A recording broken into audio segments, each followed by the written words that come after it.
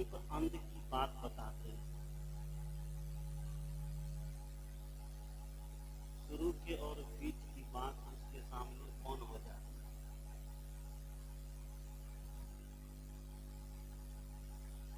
इसलिए सदगुरु स्वरूप सदगुरु श्री अभिलाष साहब की पंक्ति, जीते जी वह कह गए थे कि रे मौत प्यारी मौत मेरे सामने आया था। जीते जी मौत को साथ चैलेंज किए थे मौत के साथ, और कहीं मौत है तो मेरे सामने आवे।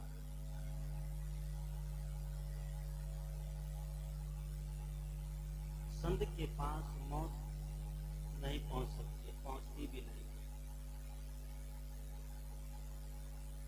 क्योंकि जो व्यक्ति दुनिया से मर गए हैं, जो दुनियादारी से अपने आप को अलग कर लिया है, उसके लिए मरना और नहीं मरना बराबर होता है। वह व्यक्ति दुनिया से उदास होता है, दुनिया में ही रहता है, लेकिन दुनिया में रह करके वैसे जीते हैं जैसे, देखिए सदगुरु ने कहा कैसे जीते हैं संत। कमल पत्र है संत जन, रहे जगत के माही, बालक के रीत है जो आपन जानत नहीं। कमल के पत्र के जैसा, कमल के फूल के जैसा, कमल जैसे कीचड़ में रहता है। अभी तक सुने हैं कि कमल में कीचड़ लगा है कोई लोग? कीचड़ में कमल रहता है, लेकिन कमल में कीचड़ कमल में नहीं लगती। कबीरदेव कहते हैं कि संत संसार में तो रहते हैं, इस दुनिया में तो रहते हैं, लेकिन ये दुनिया जो है संत को प्रभावित नहीं कर पाती। और जो संत दुनिया में प्रभावित हो जाए तो समझिए वो संत नहीं है, वो संत के भेष में है। जैसे कबीर साहब कहते हैं कि संतों की पहचान करिए, जैसे बिन परख होत नहीं कंचन की पहचान। बिना परख किए संतों की पहचान आज दुनिया में नहीं होती। रावण भी कभी संत का भेष बनाया था, सीता का हरण करने के लिए बनाया था कि नहीं? रावण सीता को चुराने के लिए, हरण करने के लिए संत का भेष बनाया, और संत का जब भेष बनाया तभी वो सीता का हरण कर पाया। रावण के भेष में आता था, क्या हरण कर लेता? नहीं करता। सदगुरु कहते हैं कि आज संत के भेष में क्या पता है कि रावण भी है। इसलिए कबीरदेव युक्ति देते हैं कि बिन परख होत नहीं कंचन की पहचान, भेष देख मत भूलिए बूझ लीजिए ज्ञान। भेष देख करके आप भूल मत जाइए, भेष के पीछे की गहराई को समझिए। वही बात सदगुरु कहते हैं कि थोड़ी जिंदगानी तुम भूल मत जाना। जिंदगी थोड़ी सी है, और इतनी सी जिंदगी में आकर के इस दुनियादारी में उलझ मत जाना, दुनिया में लटक मत जाना। लोग लोभ के कारण, मोह के कारण लटकते जाता है। लटक रहा है कि नहीं? कहीं लोभ दिखाई दिया बस वहां लटक जाता है। जैसे बंदर को देखिए लटकता है, बंदर पकड़ने वाला मदारी जिसको कहते हैं, मदारी आता है बंदर पकड़ने के लिए। तो पकड़ने की युक्ति क्या है? एक वो मिट्टी का सुराही लेता है, मिट्टी की जो सुराही है उसका जो ऊपर में गला है वो बहुत छोटा है, उसमें छेद बड़ा नहीं है, बहुत बिल्कुल छोटा होता है। अब पेंदा बहुत बड़ा होता है। मदारी क्या करता है? घड़े को जंगल में ले जाकर, या जिस इलाके में बंदर है वहां पेड़ में बांध देता है या तो मिट्टी में आधा घड़ा को गाड़ देता है। बंदर को दिखा करके उसमें चना डाल देता है, पेंदा। बंदर ये सब प्रक्रिया देखता है, सब खेला देखता है कि मदारी आया है, घड़ा लगा दिया है, उसमें चना भी डाल दिया है। बंदर जाता है, चने के लोभ से उस सुराही में हाथ घुसाता है। हाथ को सीधा घुसाया, घुस जाता है, लेकिन भीतर में क्या है? चना है। चना को पकड़ने के लिए हाथ सीधा रखेंगे तो काम चलेगा? ये बाबा क्या करना पड़ेगा? फैला देना पड़ेगा। क्या करना पड़ेगा? वहां मुट्ठी बांधनी पड़ेगी। बंदर क्या करता है? हाथ जैसे घुसाता है सुराही में, अब चना आ जाता है, चना को क्या करता है? हाथ में मुट्ठी बांध देता है। जब मुट्ठी बांधता है, इतना चालू बंदर है कि हाथ उनका फंस जाता है। मुट्ठी जब बन जाएगी तो हाथ का क्षेत्रफल बढ़ेगा कि नहीं? हाथ का क्षेत्रफल बढ़ गया, मुट्ठी आकर के सुराही के गले में अटक जाता है। बंदर चाह ले तो छोड़ सकता है, छोड़ सकता है कि नहीं? जो दुनिया के लोग कहते हैं हमको माया ने उलझा लिया है, माया ने आपको उलझाया है कि आपने उलझा लिया है? किसने उलझाया है? बोलिए वहां पर, किसने उलझाया है? माया ने उलझा लिया है कि हमने खुद माया को पकड़ रखा है, हम खुद उनको पकड़ रखे। बंदर सुराही में हाथ घुसाता है, चना पकड़ता है, मुट्ठी बांधता है और सुराही के गले में आकर के मुट्ठी अटक जाती है। बंदर चारों तरफ छिटपिट करता है, इधर देखता है, उधर देखता है, कोई आकर के हमको बचावे। लेकिन अकल का मारा होगा, उसको इतना अकल नहीं है कि मुट्ठी खोल देंगे तो हम भाग जाएंगे। तो चने के लोभ में क्या करता? मुट्ठी को पकड़े रहता है। मुट्ठी भर चने के लोभ में वो पकड़ लिया जाता है मदारी के द्वारा। मदारी उसको गले में चैन लगा लेता है और छड़ी ले लेता है। गांव गांव उसको छड़ी दिखाता है, नचाता है और जैसा कहता है नाचने के लिए वैसा नाचता है। नाचता है कि सदगुरु कहते हैं वो मदारी है क्या? ये वासना। मदारी है ये लोभ, मदारी है ये इच्छा, और बंदर हमारा ये मन। कौन? ये बंधन हमारा मन है। हमारा मन जो इसी तरह लोभ में फंसता है, इच्छा में फंसता है। लोभ और इच्छा में जब ये मन फंस जाता है, तब जीव उसके बस होकर के 84 की यात्रा चालू कर देता है कि नहीं? मनुष्य शरीर में रह करके वो नरक भोगता है, मनुष्य शरीर में ही रह करके वो सारे दुख को भोगता है, लेकिन लोभ के कारण उस रास्ते को वो छोड़ नहीं पाता। क्यों? अपने स्वरूप का भूल है। अपने स्वरूप को जो व्यक्ति भूल जाएगा तो वो व्यक्ति दुनिया के लोभ में, मोह में जरूर गोता खाएगा कि नहीं? इसलिए सदगुरु कबीर देव ने कहा है कि आपन को आप ही बिसरियो, जैसे स्वान कांच मंदिर में भरमित भूसी मरियो। क्या? कि आपन को आप ही बिसरियो। जैसे कुत्ते आईना के सामने जाता है, आईना देखे हैं ना, दर्पण, दर्पण के सामने कुत्ता जाता है तो दर्पण में एक कुत्ता दिखाई देगा कि दो की चार? क्या तो दिखाई देगा? दो। दर्पण में एक ही दिखाई देगा। अगर इधर से 2 जाएगा तो 2 दिखाई देगा, 5 जाएगा तो 5 दिखाई देगा। जैसे कैमरा चल रहा है, कैमरा के सामने में जो व्यक्ति, जितने व्यक्ति रहेगा सबका चित्र आएगा कि नहीं है? तो जो नहीं रहेगा, तो कुत्ता दर्पण के सामने गया, कुत्ता कभी दर्पण देखा नहीं था। कुत्ता को बड़ा आश्चर्य लगा कि बाप रे बाप, तो मेरा जोड़ा आ गया। क्या? कुत्ता को बड़ा आश्चर्य लगा कि मेरा जोड़ा आज आ गया है। बहुत दिन से मालिक का खूब एकदम खा पी करके पहलवान बन गए, आज थोड़ा लड़ा जाए, कुत्ता ने क्या किया, दर्पण का कुत्ता को अपना प्रतिरोधी जान करके, प्रतिद्वंदी जान करके उसने क्या किया, भौंकना चालू किया।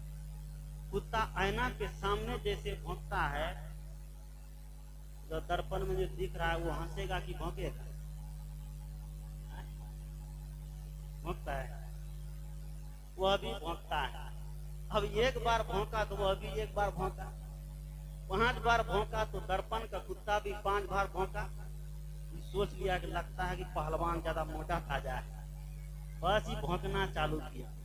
भौंकते भौंकते भौंकते भौंकते कुत्ता देखिए अब भौंकना चालू किया। अब आगे वाला भौंकते जा रहा तो रुकेगा नहीं, यह भी भौंकना चालू कर देगा, चाहे जो हो जाए, कुछ ही को समेट लेता है, बस भौंकना चालू कर देता है। सदगुरु कहते हैं कि जैसे कुत्ता दर्पण के सामने जाकर के अपना ही प्रतिबिंब को देखता है और अपने ही प्रतिबिंब को देख करके वो भौंकना चालू करता है, और भौंकते भौंकते एक समय ऐसा आता है कि अपना प्राण गंवा देता है, अपनी जान तक दे देता है उस दर्पण के सामने प्रतिबिंब को लेकर के। जिसे कबीरदेव कहते हैं कि आपन को आप ही बिसरियो, जैसे स्वान कांच मंदिर में भरमित भूसी मरियो, ज्यों केहरी बपु निरखी कुब्जल प्रतिमा देखी परियो, वैसे ही गज फटिक शिला में दसनन आनी अरियो। सदगुरु कहते हैं जो अपने स्वरूप को भूल जाता है, जो अपने आप को भूल जाता है, वह व्यक्ति दुनिया में भौंक भौंक करके क्या करता है, मर जाता है। इसे कबीरदेव कहते हैं कि भोला लोग कहे घर मेरा, भजन सुने हैं कबीर साहब, पद है शब्द का 85 नंबर का, कि भोला लोग कहे घर मेरा, जा घर में तू भूला डोले सो घर नाही तेरा, हाथी घोड़ा बैल वाहना संग्रह कियो घनेरा, बस्ती माँ से दियो खदेरा जंगल कियो बसेरा।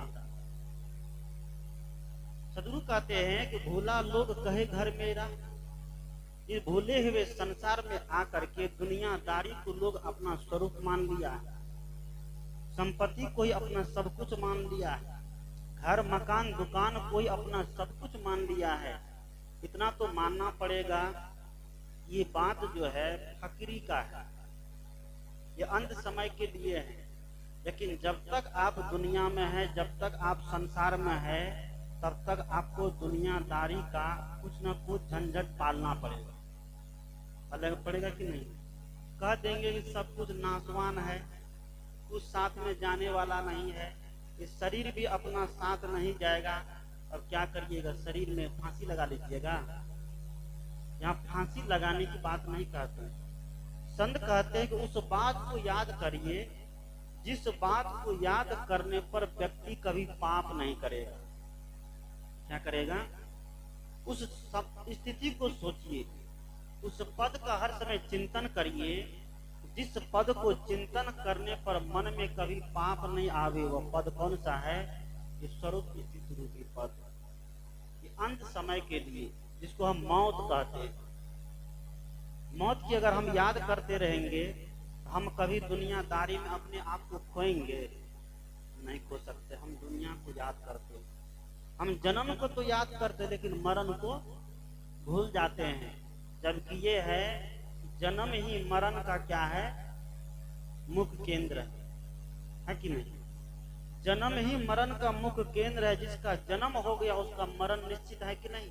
भगवान कृष्ण ने गीता में कहा जातस् ही ध्रुव मृत्यु ध्रुवम जन्म मृतश्च। क्या भगवान कृष्ण कहते हैं कि जातस् ही ध्रुव मृत्यु ध्रुवम जन्म मृतश्च, जो इस दुनिया में जन्म लेकर के आया है उसको मरना निश्चित है।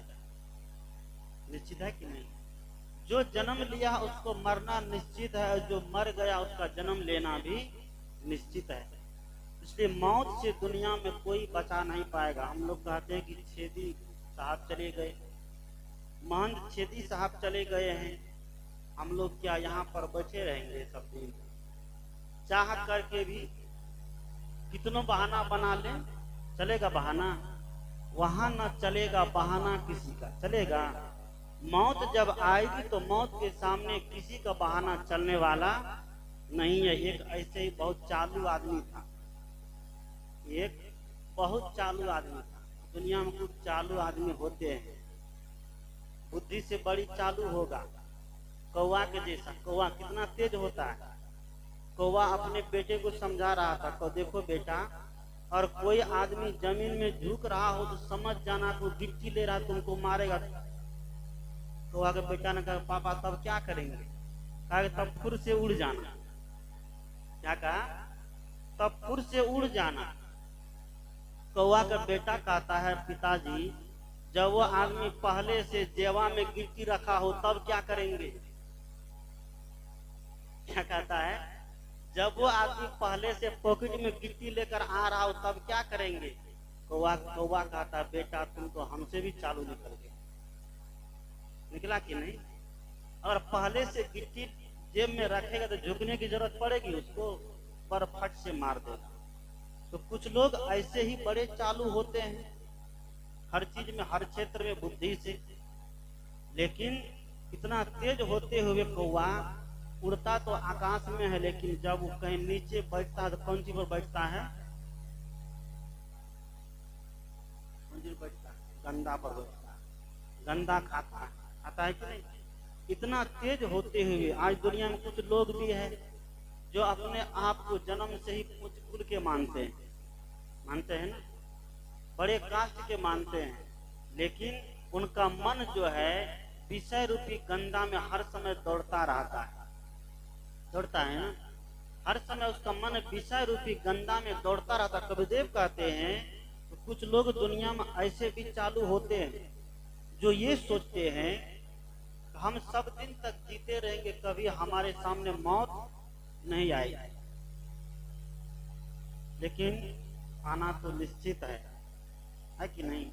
जन्म भले हो या नहीं हो, लेकिन मौत होना निश्चित है। और जिसका जन्म हो गया है उसको जाना भी निश्चित है। कबीर साहब ने बड़े सुंदर शब्दों में सजाया क्या कि आया है सो, ये बात सब लोग बोलिए, आया है सो राजा रंग फकीर, और एक सिंहासन चढ़ी चले एक बंधे जात जंजीर। सदगुरु कहते हैं कि जो दुनिया में आया है उसको जाना पड़ेगा। और 3 श्रेणी बताए, क्या? राजा हो, रंक हो और फकीर हो।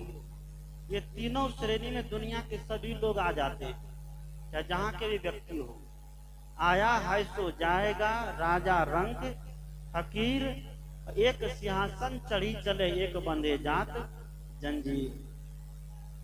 जो दुनिया में आया है दुनिया से उसको जाना पड़ेगा। वह चालू आदमी क्या करता है? एक दिन यमराज ने उनको निमंत्रण भेजा, चिट्ठी भेज दिया कि तुमको अब महीना दिन के अंदर मेरे पास आना पड़ेगा। वह व्यक्ति था क्या? कुम्हार था, जो घड़ा उड़ बनाते हैं, कलश दीप वगैरह, बर्तन मिट्टी के, कुम्हार था। यमराज के यहाँ से यमदूत आया, चिट्ठी लेकर के जाओ उनके हाथ में दे देना। यमराज ने क्या किया? चिट्ठी को पढ़ करके चिट्ठी को फाड़ के फेंक दिया।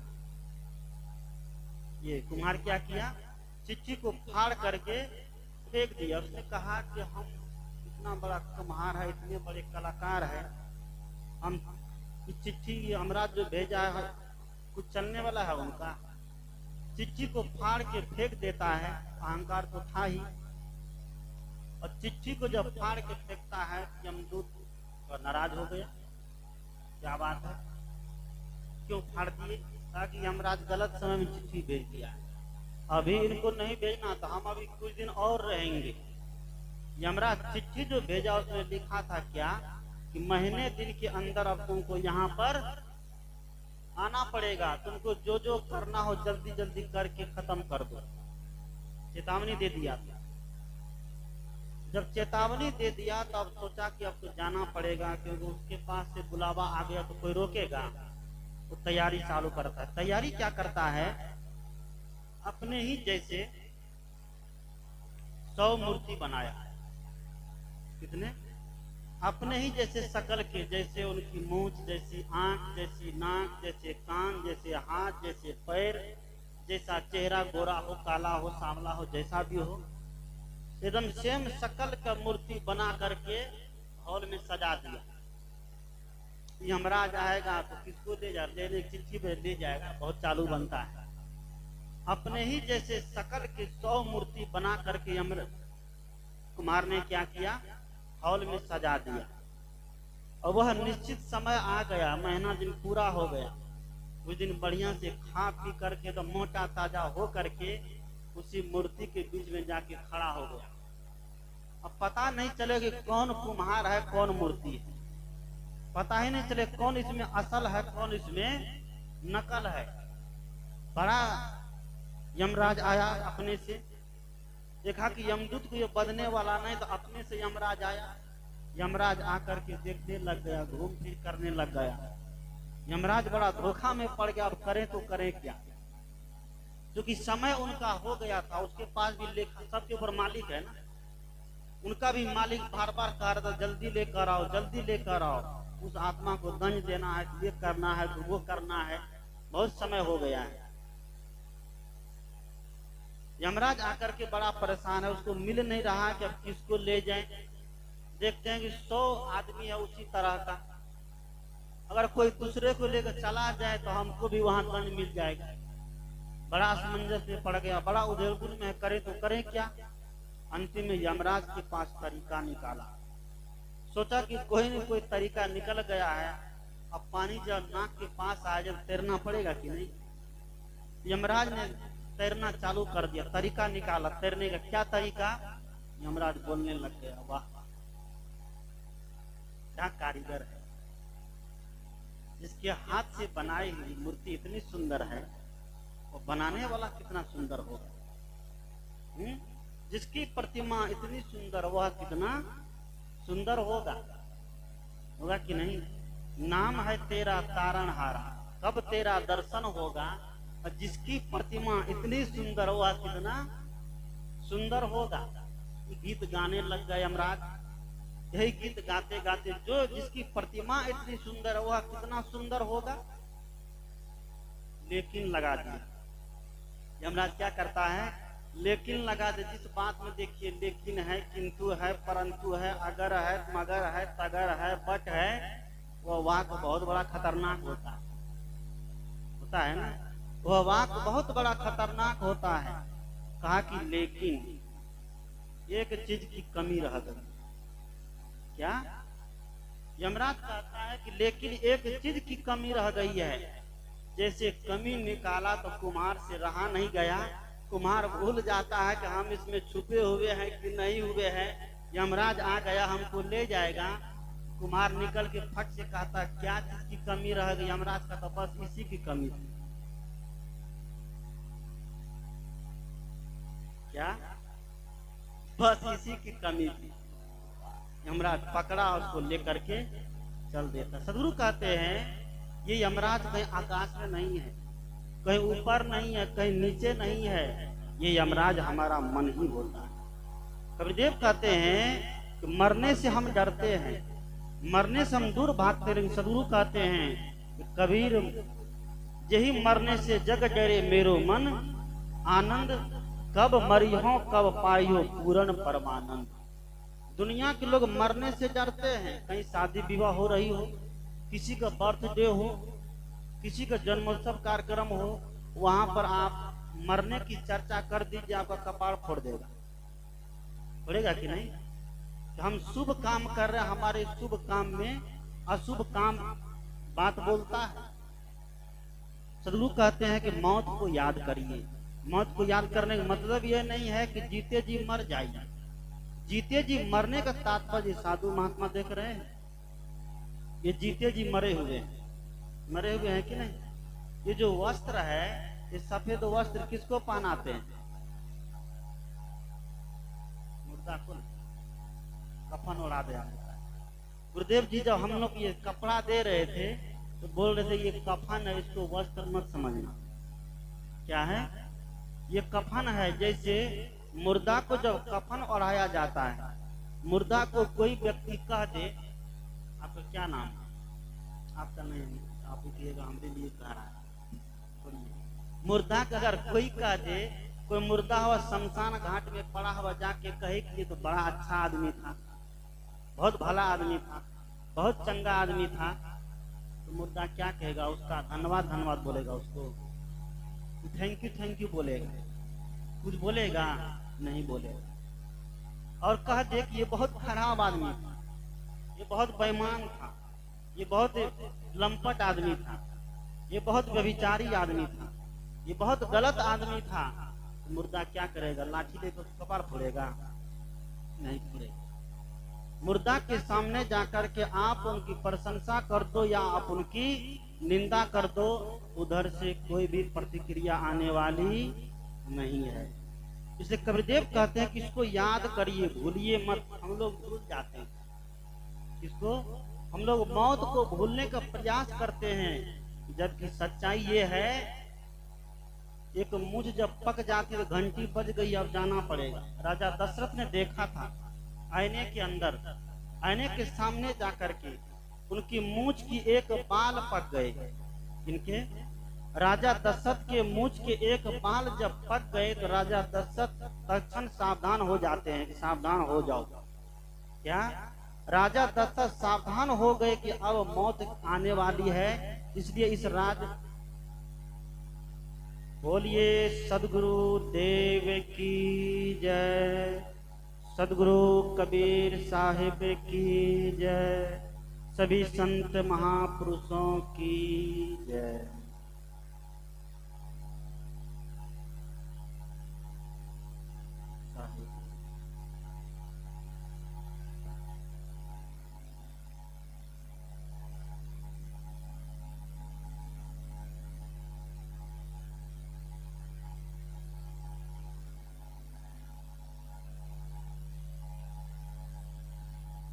जैसे चुपचाप उठे वैसे चुप चुप बैठ जाइए।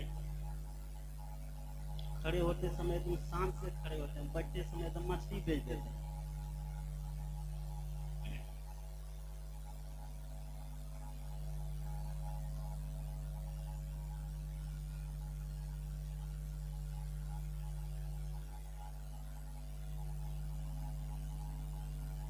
बोलिए सदगुरुदेव की जय। मेरा समय पूरा हो गया है, मैं प्रसंग को थोड़ा पूरा कर देता हूँ, फिर अपनी बात को मैं विराम दूंगा।